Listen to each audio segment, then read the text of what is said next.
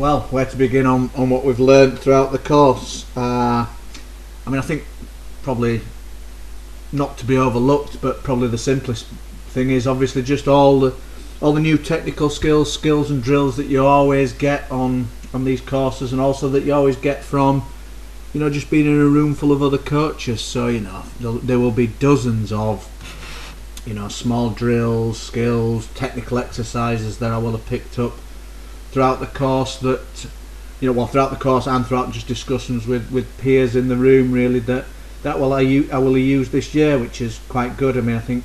it's a long time since I've done a previous course, and you pick these things up as you go along, but you start to get a little bit stale and repeat the same thing, so it's always good just to get some new stuff and add that to your armoury and roll those out, really. So I think that's not to be underestimated. I don't think it's the main point of the learning that I've got from the course, but certainly useful, and certainly things that I will use going forward. I think the other thing just to sort of say is that it was quite a reassuring course for me. I think probably sat in a room full of 25 people who probably I think every one of them made the living from cricket, be it players or coaches, etc., and to be sort of where I am only as a volunteer, and to realise that my knowledge is okay, still plenty to learn, but I'm up there with my peers and can contribute, and was on the level with a lot of people in that room in terms of knowledge, was quite reassuring and confidence building for me, really, because, like I say, a little bit daunting going in as someone who's only ever volunteered in cricket. I've never really done any cricket for an income until very recently, so I think from a confidence boost, from a just let's have a look, you can do this and take this further, that was very positive. I think there's no doubt though that the bulk of the learning, or the learning that I found the most useful from the course, centres around all the stuff that I've done with James, and I think that's just basically because it's stuff that I hadn't done before or to any great deal, and the whole concept of coming up with a 12-month plan, but working intensively on an 8-week plan, and I think just the opening my eyes to the kind of the thought and the effort that needs to go into that to get the best out of players, really. And I think the thing that I found most incredible out of that is how much I enjoyed that as well, really. It's it's not the area I would have thought that I would have enjoyed hugely. I'd have always put myself down as a group coaching loads of kids, enjoying it that way, but no, I found it really, really rewarding, and rewarding in different ways. Rewarding as a coach in that you feel that you are genuinely making a difference, because you're dedicating that amount of time and effort to a player. So I found it rewarding from that point of view, but also just from it's rewarding in that I suppose my playing days are coming to an end, to what limited playing days they are, but it was quite nice to kind of take real interest in someone else's playing, and found myself really being bothered about, was he scoring runs, wanting to find out how it was going on and what was going on in there, and also just that quite interesting just to deal with someone not just purely cricketing, really, although everything's obviously tailored around helping his cricket, but the whole concept of getting behind his mental approach and fitness, and chatting to him about different things outside of cricket, found really interesting. I think that that's what where the real strength of this course has lied for me. I think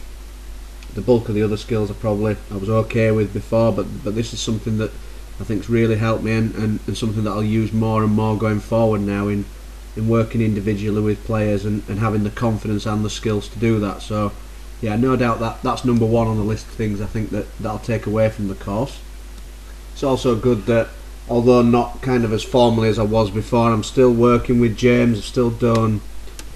more sessions with him, and I really would like to sort of span that out to do a full kind of 12-month programme. I think this year's been a bit difficult because I'm kind of worrying about juggling all the elements of this. I think kind of outside of the course I'd really enjoy doing that off my own back with him, and obviously it's handy, he lives nearby, he's keen, his father's keen, so there's no doubt that can help me grow as a coach, in that I will just continue working with him and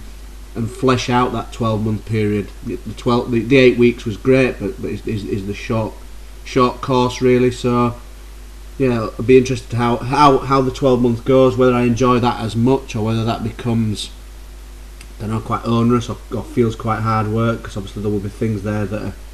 that will take me more outside of the cricket that I've done with James and into the other areas, because we'll be working more in the off season as well as,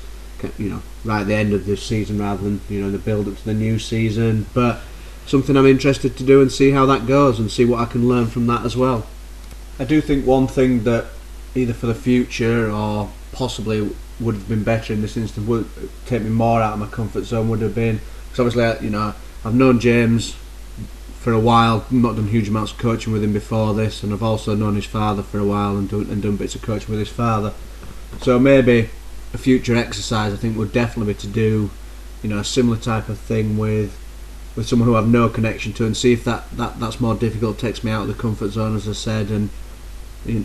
possibly someone who's older as well. I think, you know, there's certain things you take for granted in someone so young in terms of the fitness, like we did in terms of, you know, he's clearly hugely active, playing lots of sports, so fitness wasn't an issue.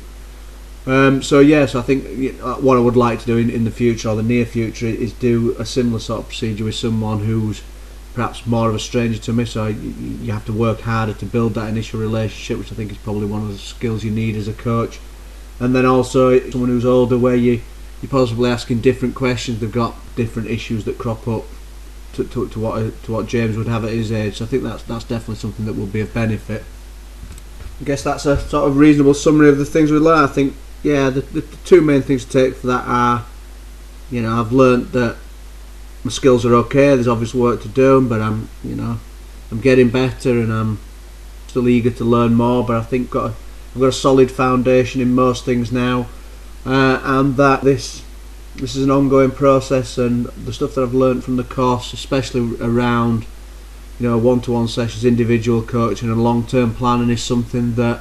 I need to build up. You know, I'm interested in building more on now, and I need to develop my skills there more, so that's the sort of direction possibly for the near future.